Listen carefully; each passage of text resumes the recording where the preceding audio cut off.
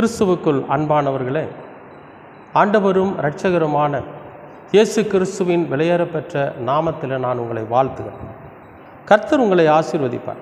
இன்றைய அனுதின உணவிற்காக கர்த்தர் நமக்கு கொடுக்கிற வார்த்தை பிலிப்பியர் 3ஆம் அதிகாரம் 13-14 2 வசனம். சகோதரரே, அதை பிடித்து கொண்டேன் என்று நான் எண்ணுகிறதில்லை. ஒன்று செய்கிறேன், பின்னானவைகளை மறந்து முன்னானவைகளை நாடி கிறிஸ்து இயேசுவுக்குள் தேவன் அழைத்த பரம அழைப்பின் பந்தய பொருளுக்காக இலக்கை நோக்கி தொடருகிறேன். அன்பானவர்களே, பவுல் எவ்வளோ அற்புதமான ஒரு வார்த்தையை சொல்கிறார் பாருங்க.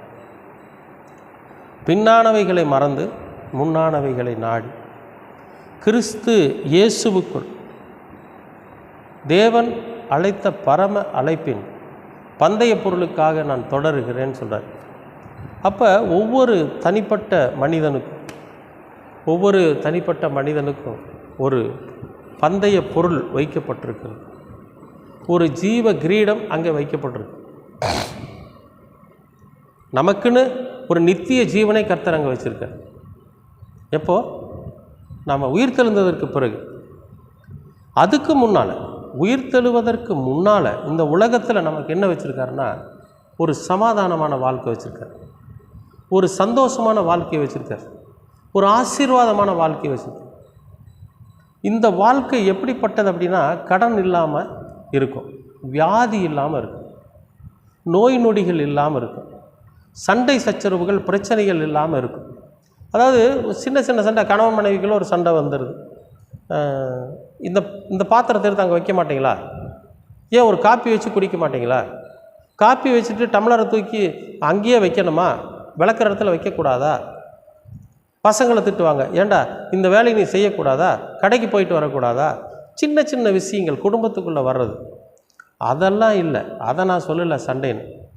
இன்றைக்கி எத்தனையோ பேர் பார்த்திங்கன்னா, கணவன் மனைவிக்குள்ளே சண்டை போட்டு மிகப்பெரிய பிளவு ஏற்பட்டு, கணவனும் மனைவியும் ஒருவர் சந்திச்சா கூட ஒருத்தர் வசைபாடிட்டு சேர்ந்து வாழ முடியாமல் சண்டை போட்டுட்டு இருக்கிறாங்க. பார்த்தீங்களா? அந்த மாதிரியான சண்டை.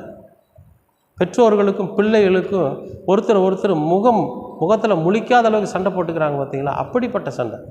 இந்த மாதிரியான சண்டைகளும் சச்சரவுகளும் இல்லாத ஒரு வாழ்க்கை. இந்த வாழ்க்கையை தான் கடவுள் நமக்கு வச்சிருக்கார்.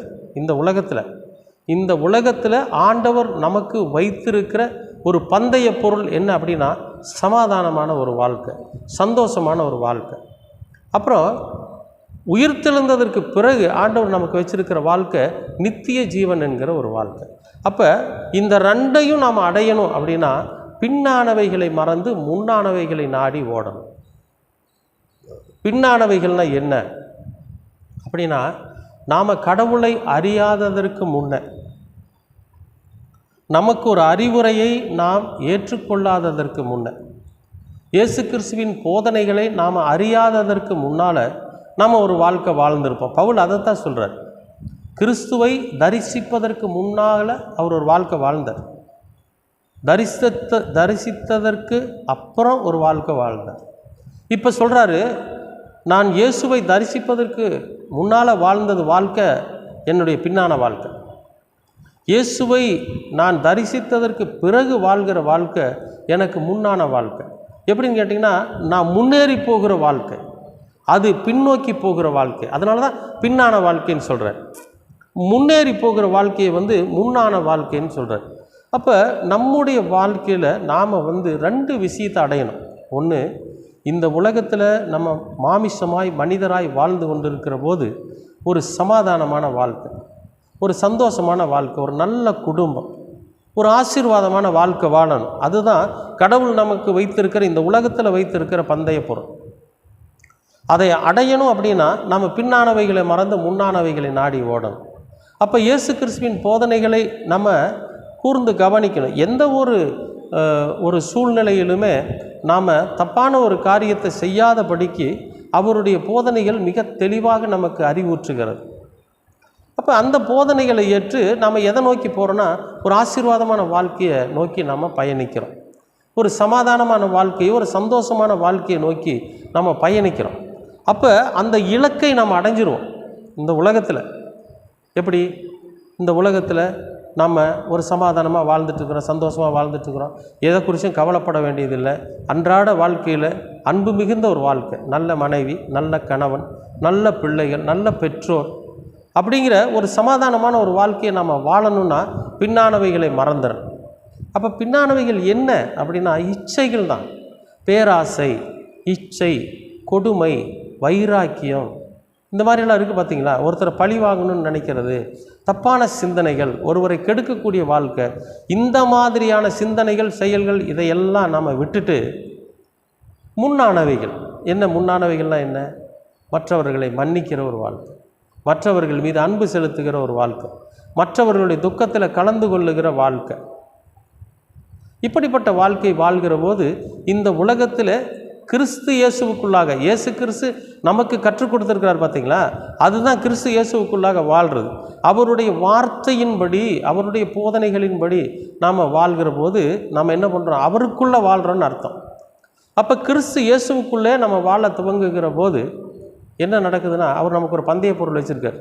என்னென்னா சமாதானமான வாழ்க்கை. அதை நிச்சயமாக நாம் அடையணும். அப்படிங்கிறதுக்காக கிறிஸ்துவின் போதனைகளிலே நாம் தொடர வேண்டும். பிரியமானவர்களே, என்ன, எப்படி, எதனால் அப்படிங்கிற கேள்வி நமக்குள்ளே வருது இல்லையா? இந்த கேள்வி வர்றதுனால நம்ம ஒவ்வொரு நாளும் ஒவ்வொரு விஷயத்தை அறிந்து கொள்ள முடியும். பின்னானவைகள்னால் என்ன? கொஞ்ச நேரம் அமைதியாக உட்கார்ந்து அல்லது ராத்திரி படுத்து தூங்குறதுக்கு முன்னால் படுத்துக்கிட்டே யோசனை பண்ணி பாருங்கள், நம்ம என்னென்னவெல்லாம் நம்ம வாழ்க்கையில் பண்ணணும்னு. ஓஹோ, இதெல்லாம் பண்ணினதுனால தான் நம்முடைய வாழ்க்கை அன்றைக்கு அப்படி இருந்திருக்குது.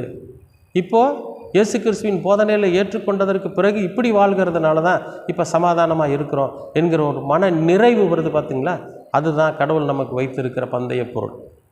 அன்பானவர்களே, நிச்சயமாகவே உங்களுடைய வாழ்க்கையிலும் பிதாவாகிய தேவன் கிறிஸ்து இயேசுவுக்குள்ளாக நமக்கு வைத்திருக்கிற பந்தய பொருளை நிச்சயமாக நீங்கள் அடைவீர்கள். அந்த இலக்கை நோக்கி நீங்கள் ஓடிக்கொண்டிருக்கிறீர்கள். அப்படிப்பட்ட சமாதானமான, சந்தோஷமான, ஆசீர்வாதமான வாழ்க்கையை நீங்கள் அடைகிற வரை தொடருங்கள். ஒரு அன்பு மிகுந்த வாழ்க்கை, சமாதானம் மிகுந்த வாழ்க்கை, சந்தோஷம் நிறைந்த வாழ்க்கை உங்களுடைய பந்தய பொருளாக உங்களுக்கு வைக்கப்பட்டிருக்கிறது. அதை அடைகிற வரை நீங்கள் தொடர்ந்து ஓடுங்க. நிச்சயமாகவே அதை நீங்கள் அடைவீர்கள். சந்தோஷமான வாழ்க்கை உங்களுக்காக வைக்கப்பட்டிருக்கிறது. உயிர்த்தெழுந்ததற்கு பிறகு நித்திய ஜீவன் என்கிற ஜீவ கிரீடத்தை அணிந்து கொள்ளுகிற வாழ்க்கையும் உங்களுக்காக வைக்கப்பட்டிருக்கிறது. நிச்சயமாகவே கர்த்தர் உங்களுக்கு அப்படி ஒரு வாழ்க்கையை தருவார். அன்பின் பரலோக பிதாவே, அருமையான நல்ல இந்த அனுதின உணவிற்காக நன்றி. நீர் எங்களுக்காக வைத்திருக்கிற பந்தய பொருள், இந்த உலகத்தில் நாங்கள் அடையக்கூடிய இலக்கு சமாதானம், சந்தோஷம், ஆசீர்வாதம் நிறைந்த ஒரு வாழ்க்கை. இந்த உலக வாழ்க்கை முடிந்ததற்கு பிறகு நாங்கள் உயிரோடு எழுப்பப்பட்டு ஜீவ கிரீடம் என்கிற நித்திய வாழ்க்கை, இந்த இரண்டு இலக்கையும் நாங்கள் அடைய வேண்டும். அதற்காக நீர் எங்களை வழிநடத்தும். உம்முடைய வசனங்களின் வாயிலாக நீர் வழிநடத்தும். நாங்கள் எங்களுடைய வாழ்க்கையின் முறையை மாற்றி உண்மையான உத்தமமான வாழ்க்கை வாழ நீங்கள் கிருபை பாராட்டும். இரக்கம் எங்களை வழிநடத்தட்டும். இயேசு கிறிஸ்துவின் வழியாய் கேட்கிறோம் நல்ல பிதாவே. ஆமேன், ஆமேன், ஆமேன்.